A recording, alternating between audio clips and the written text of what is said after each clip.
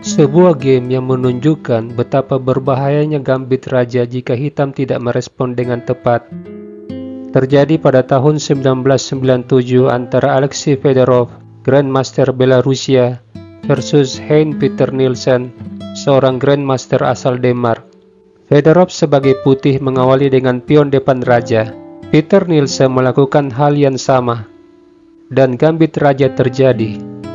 Hitam menerima gambit, putih mempercepat pengembangan kuda di sayap raja. Gajah E7 menakut-nakuti putih dengan ancaman skak di H4. Tapi putih mempersilahkan dengan terlebih dahulu mengembangkan gajah. Mengosongkan petak F1 ditempati raja jika gajah skak di H4. Hitam menyerang raja. Mayoritas pemain gambit raja sangat senang dengan situasi ini. Hitam menyerang raja, tapi hal ini justru membawa raja ke tempat yang aman. Sekarang gajah mendapat ancaman dari kuda. Hal ini menghambat pergerakan kuda di F6 dan E7. Peter Nielsen mengusir gajah dan membuka jalan bagi gajah terang dengan kemungkinan melakukan pinning di G4. Pion E kali D5, gajah pinning kuda, D4. Mengontrol petak C5 dan E5 juga membuka jalan bagi gajah menyerang pion F4. Kuda E7, hitam berniat menghilangkan pion D5, tapi putih menjaga pion ini. Kemudian kuda beralih ke G6, melindungi pion. Putih skak dengan menteri, dan gajah menutup. Jika menteri yang menutup, di sini hitam tidak hanya menawarkan pertukaran menteri, tapi ingin menguasai jalur E. Oleh sebab itu, kita sebaiknya menukar menteri. Gajah kali menteri. Di sini putih bisa memilih kuda E5 atau raja ke F2. Kita kembali. Pada posisi ini hitam merespon dengan gajah menutup. Permainan lanjut dengan pion H4. Langkah yang sangat kuat.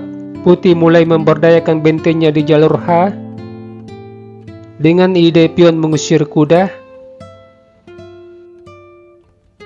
Situasi ini direspon hitam dengan pion H5, dan Fedorov kembali menemukan langkah kuat, menteri E4, membebaskan kuda dari pinning, dan mengontrol diagonal terang.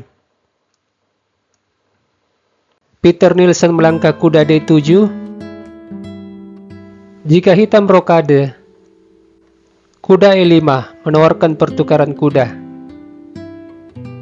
Putih berusaha membuka diagonal petak terang, yaitu diagonal A2 G8 dan diagonal C2 H7.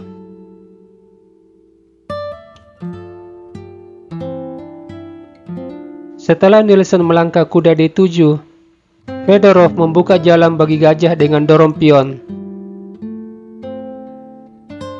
Gajah gelap mendapat serangan dari pion dan memaksa hitam mengambil pion. Dan sebuah langkah yang membuat Nielsen menyerah, kuda G5. Tapi mengapa Nielsen menyerah? Mari kita menganalisanya.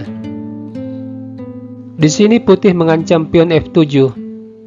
Hal ini mengakibatkan hitam bisa kehilangan kuda di G6. Sekarang jika kuda melangkah ke F8, melindungi kuda, gajah kali pion skak, memaksa raja ke D7, menteri kali pion skak, menteri menutup, menteri kali benteng. Putih menang satu benteng dan mengancam mat di E8.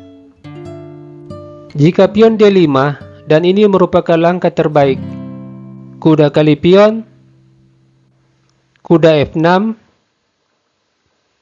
kuda diambil, skak, pion mengambil kuda, kuda kali pion, forkin menteri dan benteng, menteri C7, Gajah B3, benteng G8, kuda H6, benteng G7, kuda kali gajah, pion mengambil kuda, pion menyerang kuda, kuda F8, gajah kali pion menyerang menteri, menteri D7, pion H6, benteng H7, lalu benteng H5. Putih tidak saja mengurung posisi hitam, tapi juga memiliki pion bebas yang mengikat benteng di H7. Dari game ini kita bisa memetik pelajaran bahwa dalam situasi tertentu, kita harus berani melakukan terobosan pion, dengan tujuan membuka jalur atau diagonal demi pergerakan lebih aktif dari perwira kita.